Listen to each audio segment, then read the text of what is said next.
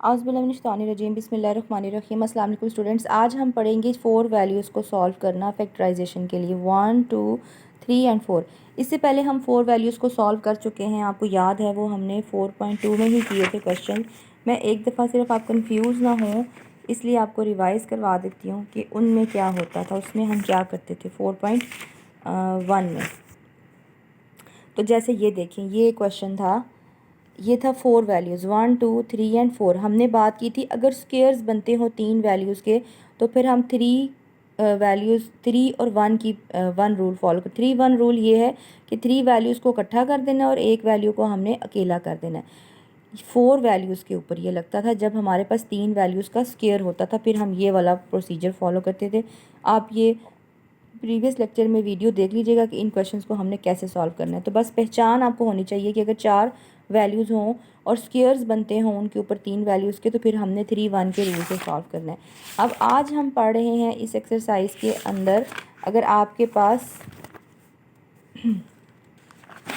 4 values हों और उनके ऊपर स्क्वेयर हो तो फिर हमने क्या करना है, स्क्वेयर ना हो तो फिर हमने क्या करना है 1 2 3 एंड 4। अच्छा, अब अगर इनके ऊपर स्क्वेयर्स नहीं है, देखें ये स्क्वेयर्स नहीं है, ये आपको वैसे ही सिंगल सिंगल स्क्वेयर्स नज़र आ रहे हैं, ये आपको क्यूब्स नज़र आ रहे होंगे। क्यूब्स हों तो फिर आपने बच्चों ये वाला फार्मूला क्लोज करना है, ये वाला a प्लस बी का होल क्यूब, a का क्यूब प्लस b का cube plus 3a square b plus 3ab का स्क्वेयर। और अगर दरमियान में माइनस होगा तो फिर ये सब माइनस हो जाएंगे और यहाँ पे प्लस आ जाएगा। तो अब हम चलें इस क्वेश्चन को देखते हैं। इस क्वेश्चन में आपके पास ये तो क्यूब बनता है, हमने लिखा 3p का क्यूब, और एक ये क्यूब बनता है, हमने लिखा -4q का क्यूब। अब ये जो साइन है ना माइनस वाला, सेकंड वैल्यू के साथ जो साइन होगा उससे पता चलेगा ये फार्मूला कौन सा लगता है। अब ये सेकंड वैल्यू मतलब कि जो वो वाली वैल्यू जिसका क्यूब बनता है, एक इस वैल्यू का क्यूब बनता है और एक इस वैल्यू का क्यूब बनता है। तो इसके साथ माइनस का निशान है, इसका मतलब फार्मूला लगेगा माइनस का, ये वाला first value minus second value का cube -3 first value into second value plus 3a और b। तो चलें अब हम यहाँ पे लगाते हैं फार्मूला। ये हमने वेरीफाई करना है, यहाँ पे लिखना है ये माइनस का निशान और 3 और फिर फर्स्ट वैल्यू क्या है आपके पास 3p, और हमारे पास फार्मूला में होता है first value 3 into first value का स्क्वायर और सेकंड वैल्यू प्लस फिर 3, और ये फर्स्ट वैल्यू है और ये आपके पास सेकंड वैल्यू है। तो 3p ऐसे ही लिख देंगे और सेकंड वैल्यू का स्क्वायर होता है। माइनस वाले फार्मूले में जब फर्स्ट वैल्यू का स्क्वायर होता है तो फिर माइनस आता है और सेकंड वैल्यू का स्क्वायर होगा तो प्लस आएगा। ये फार्मूला मैं आपको सामने यहाँ पे लिख देती हूँ। a माइनस बी का होल क्यूब इक्वल होता है a का क्यूब माइनस बी का cube -3a square b plus 3ab का स्क्वायर। ये चीज़ ये देखें, a का क्यूब हमें मिल गया था यहाँ पे 3p, b का क्यूब हमें मिल गया था 4q। अब ये माइनस का निशान डालेंगे हम खुद से और फिर हम लिखेंगे फार्मूला का 3 और फिर पहली वैल्यू का स्क्वायर, ये 3p का स्क्वायर, और फिर हमारे पास सेकंड वैल्यू b हमने ऐसे लिख देनी है। फिर हमने निकालना आगे प्लस का निशान और फिर लिखना है 3 और फर्स्ट वैल्यू ऐसे लिख देनी है, और जो सेकंड वैल्यू थी हमारे पास विच इज़ दिस, और 4q का स्क्वायर हमने ऐसे लिख देना है। अब हम वेरीफाई करते हैं कि जो हमने फार्मूला में वैल्यूज़ डाली हैं क्या वो ऊपर वाली वैल्यूज़ के साथ मैच करती हैं। अगर आप देखें तो 3 3 ज़ा 9 और 9 3 ज़ा 27, 27 को 4 से मल्टीप्लाई करें तो 108 बनेगा। तो वो देखें 108 p स्क्वायर q यहाँ मौजूद है।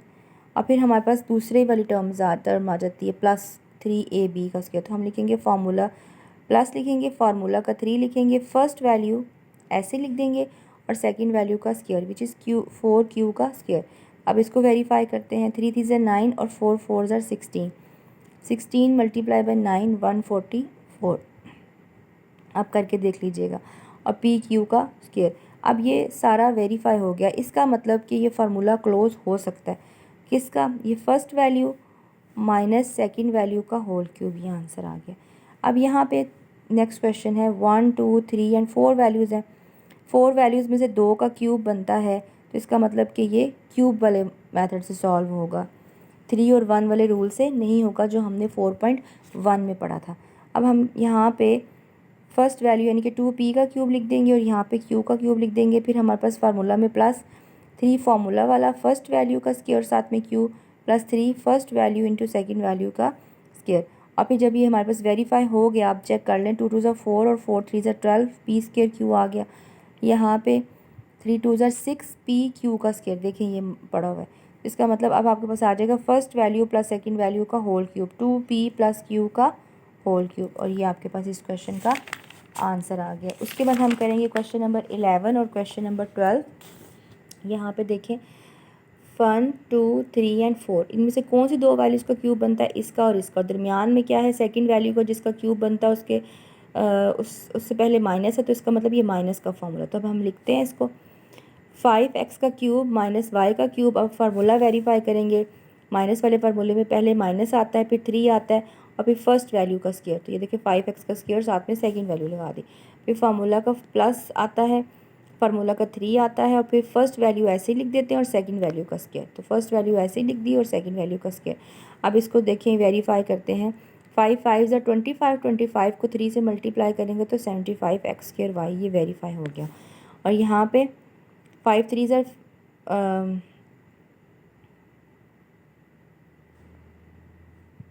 5 3 ज़ा 15xy का स्क्वायर, ये देखिए ये पड़ा हुआ है 15xy का स्क्वायर। इसका मतलब वेरीफाई हो गया। तो ये फार्मूला बनेगा first value minus second value का होल क्यूब, और ये आंसर आ गया। अब ये जो क्वेश्चन है इसका आप स्क्रीनशॉट ले लें, मैं ये आपको एक्सप्लेन नहीं करूँगी क्योंकि ये सिमिलर है। ओके, अब आप आ जाएं क्वेश्चन नंबर 13 पे। ये थोड़ा सा चेंज है। अब इसमें ना तो 2 वैल्यूज़ हैं जो अभी तक हमने पढ़ी थी, ना इसमें 3 वैल्यूज़ हैं और ना ही इसमें 4 वैल्यूज़ हैं। तो ये उनमें से किसी भी तरीके से सॉल्व नहीं होगा जो हमने प्रीवियस पढ़ चुके हैं। अब इसको चेक करते हैं। जब आप इस तरह के क्वेश्चंस को देखेंगे तो एक चीज़ आप नोट करेंगे कि कुछ चीज़ें दोनों पोर्शंस में कॉमन होंगी। जैसे 2x का स्क्वायर माइनस 3x इसमें भी है और 2x का स्क्वायर माइनस 3x इसमें भी है। तो मैथ में अगर ऐसा हो जाए तो फिर हम उसको लेट कर लेते हैं किसी एक वेरिएबल के। तो हमने 2x का स्क्वायर माइनस 3x को y के इक्वल सपोज कर लिया, ये हमने लेट कर लिया। और यहाँ पे हमने वैल्यू लगा दी y + 6 और यहाँ पे हमने लगा दिया y और ये -55 ऐसे ही आ जाएगा। अब ये दोनों चूँकि ब्रैकेट्स में तो आपस में मल्टीप्लाई हो जाएंगे, y का स्क्वायर + 6y और -55। अब ये 1 2 एंड 3 वैल्यूज़ बन गई। 3 वैल्यूज़ हो तो हम देखते हैं कि कहीं फार्मूला तो कंप्लीट नहीं होता। जब 2 का स्क्वायर हो तो फार्मूला कंप्लीट होता है। जैसे इसका सिर्फ स्क्वायर बन रहा है और किसी का स्क्वायर नहीं बन रहा, तो इसका मतलब बाय कंप्लीटिंग स्क्वायर वाला मेथड इसमें नहीं लगेगा। 3 वैल्यूज़ का जो हम मेथड पढ़ चुके हैं, 3 वैल्यूज़ को सॉल्व करने का कंप्लीटिंग स्क्वायर के अलावा एक और मेथड होता है जिसको हम कहते हैं मिड टर्म ब्रेक। 3 टर्म्स को सॉल्व करने के 2 मेथड्स होते हैं, completing square and mid term break. अगर 2 वैल्यूज़ का स्क्वायर ना बन रहा हो तो फिर हम नेक्स्ट मेथड पे जाते हैं जिसको हम मिड टर्म ब्रेक कहते हैं। ये भी प्रीवियस लेक्चर्स में हम अच्छे तरीके से पढ़ चुके हैं, यहाँ पे हम रिवाइज़ कर लेते हैं। मिड टर्म ब्रेक में पहली वैल्यू को ऐसे लिखते हैं, सेकंड वैल्यू का साइन और सेकंड वैल्यू का वेरिएबल लिख देते हैं, यानी कि साइन प्लस और वेरिएबल y है। फिर ब्रैकेट डालते हैं, थर्ड वैल्यू का साइन ब्रैकेट में दरमियान में लिख देते हैं और फिर थर्ड वैल्यू और साइन के साथ ऐसे ही लिख देते हैं। अब हम 55 जो है ये थर्ड वैल्यू और फर्स्ट वैल्यू का कोफिशिएंट इसका 1 है तो ये 55 ही रहेगा। इसका लेंगे एलसीएम। एलसीएम लेते हुए हमारे पास चूँकि यहाँ पे माइनस का निशान है तो हमने 2 ऐसे फैक्टर्स बनाने हैं जिनको माइनस करें तो 6 आए। अब हम यहाँ पे देखेंगे 5 1 ज़र 5 5 1 ज़र 5, डायरेक्ट 11 में से 5 माइनस किए तो 6 बन गया। इसका मतलब पेयरिंग 11 - 5 की बनेगी। अब हम नेक्स्ट स्टेप में वाई स्क्वायर को ऐसे लिख देंगे, इधर y को अंदर मल्टीप्लाई कर देंगे, 11y - 5y - 55। अब इन दोनों में से y को कॉमन ले लेंगे तो y + 11 आ जाएगा। इन दोनों में से 5 को कॉमन ले लेंगे तो y + 11 आ जाएगा। हमने पहले डिस्कस किया है कि y + 11 जब यानी ब्रैकेट के अंदर जो चीज़ें हैं दोनों तरफ सेम आ रही हों तो हम क्वेश्चन ठीक कर रहे होते हैं। तो इन दोनों को हम यहाँ पे कॉमन ले लेंगे और यहाँ से बच जाएगा y और यहाँ से 5, तो ये एक दफ़ा, और ये इसका आंसर है। अब नेक्स्ट क्वेश्चन की तरफ देखें, ये इसी में देखें अब y चूँकि हमने लेट किया था ना 2x का स्क्वायर माइनस 3y, तो अब हम y की जगह पे उसकी वैल्यू लगा देंगे 2x का स्क्वायर माइनस 3x + 11, 2x का स्क्वायर माइनस 3x माइनस 5। अब अगर आप देखें इसकी तो मिड टर्म ब्रेक नहीं होती लेकिन इसकी मिड टर्म ब्रेक होती है। इसकी क्यों नहीं होती? क्योंकि देखें बच्चों, अगर 11 और 2 को मल्टीप्लाई करेंगे 22 आएगा और 22 को पेयरिंग करके 2 ऐसी चीज़ें जिनको प्लस करें तो 3 कभी भी नहीं आ सकता, तो इसकी मिड टर्म ब्रेक नहीं होगी। लेकिन यहाँ पे 5 2 ज़र 10 और माइनस यानी कि दो चीज़ों को माइनस करें तो 3 आए, तो आ जाएगा। ये देखें 10 आया था ना 5 को और 2 को मल्टीप्लाई करके, तो 10 से फैक्टर्स निकालने हैं, तो 5 2 10 और 5 में से 2 को माइनस करें तो ऑटोमेटिकली ये आपको पता है 3 आ जाएगा। तो हम इसको करते हैं मिड टर्म ब्रेक।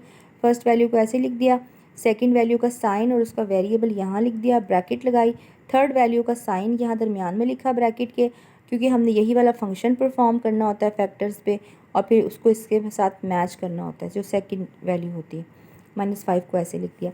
अब इसके बाद जो स्टेप है वो आप खुद करिएगा, क्योंकि हम ऑलरेडी ये काफ़ी दफ़ा डिस्कस कर चुके हैं कि मिड टर्म ब्रेक हमने कैसे करनी है।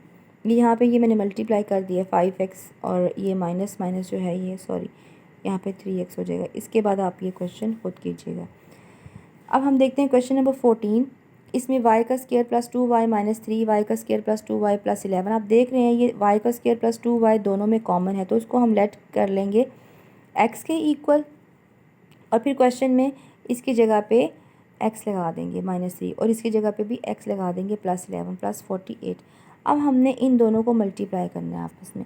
इनको मल्टीप्लाई यहाँ पे मैंने किया है, कोशिश करें रफ में किया करें इनको मल्टीप्लाई, और 2-3 दफ़ा चेक भी कर लिया करें। x -3 और x +11, x का square plus minus -3x plus 11x plus minus -33। अब ये x का स्क्वायर और यहाँ पे आ जाएगा 11 में से यहाँ पे आप माइनस करेंगे जब 11x में से 3x को, तो आपके पास आ जाएगा 8x और यहाँ पे आ जाएगा -33। अब यहाँ पे लिख देंगे आप x का स्क्वायर -3x प्लस 11x -33 और प्लस 48, और यहाँ पे ये दोनों सॉल्व हो जाएंगे तो 8x -33 प्लस 48। अब 48 और 33 को सॉल्व करेंगे तो 15 आ जाएगा, प्लस आएगा, चूँकि प्लस माइनस प्लस होते हैं, साइन बड़ी वैल्यू का आता है, ये कॉन्स्टेंट्स हैं ना इसलिए आपस में सॉल्व हो जाएंगे। अब यहाँ पे मिड टर्म ब्रेक होगी, आपको पता है 3 वैल्यूज़ आ गई हैं, 2 का स्क्वायर नहीं बनता, तो हम फिर सेकंड मेथड करते हैं which is mid term break for 3 term value. अब यहाँ पे फर्स्ट वैल्यू को ऐसे लिख दिया, सेकंड वैल्यू का साइन और वेरिएबल ऐसे लिख दिया, थर्ड वैल्यू का जो साइन है उसको ब्रैकेट में दरमियान में लिखा और थर्ड वैल्यू को यहाँ पे लिख दिया। अब 15 का हमने फैक्टर्स बनाने हैं, तो 5 और 3 5 और 15 और 5 और 3 को ऐड भी करें तो 8 बनता है। तो उसके बाद फिर ये x को अंदर मल्टीप्लाई कर दिया हमने, x का square plus 5x plus 3x plus 15, यहाँ पे x कॉमन ले लिया, x प्लस 5 आ गया, यहाँ पे हमने 3 कॉमन ले लिया तो x माइनस 5 आ गया बच्चों।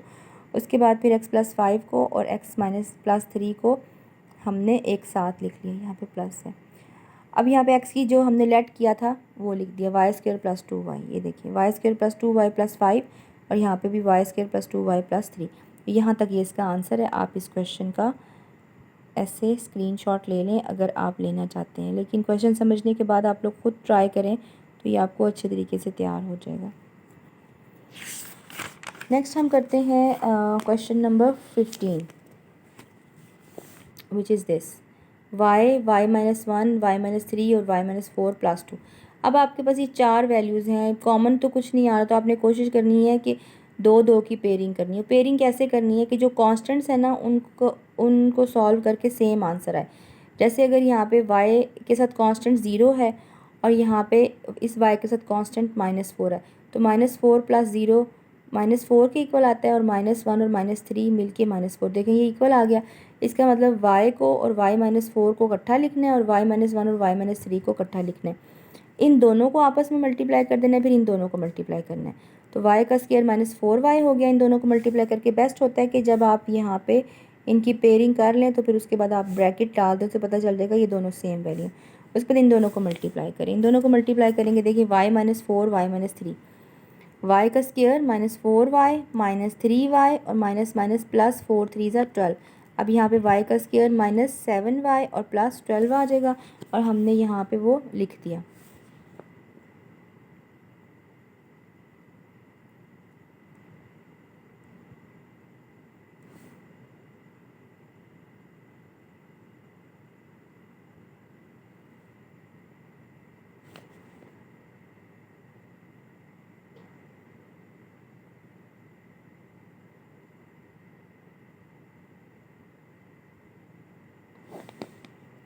यहाँ पे थोड़ी सी गड़बड़ हो गई है, ये 1 था और मैंने जो मल्टीप्लाई है उसमें ये शायद किसी और क्वेश्चन का मल्टीप्लाई होगा।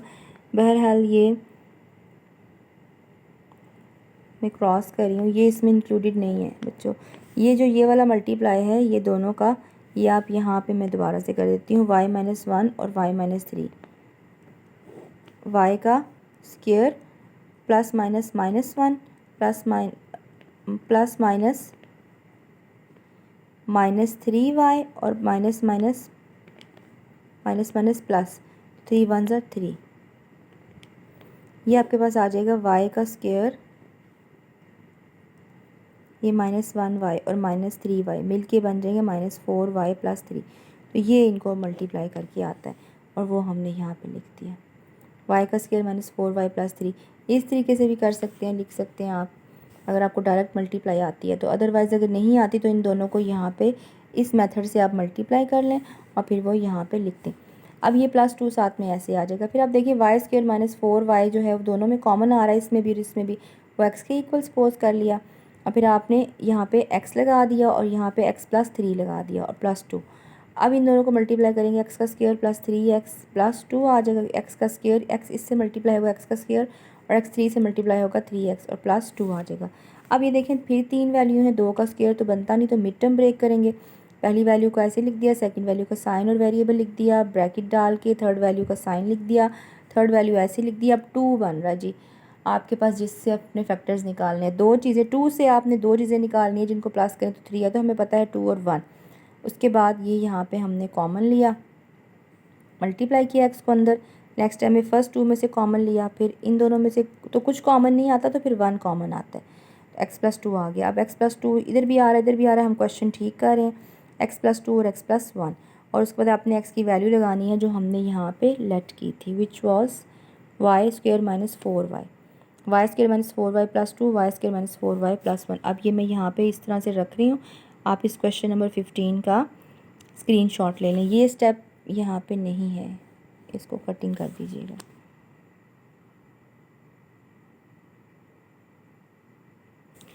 नेक्स्ट पे देखें क्वेश्चन नंबर 16। ये मैं सारा सॉल्व नहीं करूँगी, आप खुद करेंगे, मैं सिर्फ थोड़ा सा सॉल्व करके बता रही हूँ।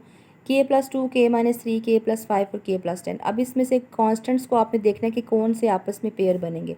अगर 2 और -3 को सॉल्व करते हैं तो -1 आ जाता है, और 10 और 5 को करते हैं तो 15, तो ये तो कॉमन नहीं है। अब कुछ और चेक करते हैं, अगर हम 5 के अंदर 2 को ऐड कर दें तो 7 बन जाएगा, और +3 में से -3 माइनस कर दें, 10 - 3 तो 7। इसका मतलब ये दोनों कॉमन आ गए, एक जैसे आ गए, तो इसका मतलब k + 2 के साथ k + 5 का पेयर बनाएंगे और k - 3 के साथ k + 10 का पेयर बनाएंगे। अब आपने इनको ऐसे करके k + 2 एंड k + 5 को सॉल्व करना है। ये बनेगा k का स्क्वायर प्लस 2k और प्लस यहाँ पे 5k और यहाँ पे बनेगा 10, और आपके पास आ जाएगा k का स्क्वायर प्लस 7k + 10। तो आप यहाँ पे लिख सकते हैं k का स्क्वायर प्लस 7k + 10, और then this value will be multiplied with each other like this, k - 3 and here k + 10. Now k and k will become k का square and plus minus minus 3k. Now plus 10 and k will become plus 10k, and here plus minus minus and 10 and 3 will multiply together and comes as -30. Now write down the answer. K square plus minus will be minus and sign will be of greater value 10. So it will be 7k and -30. Now we have to write down k square plus 7k minus 30.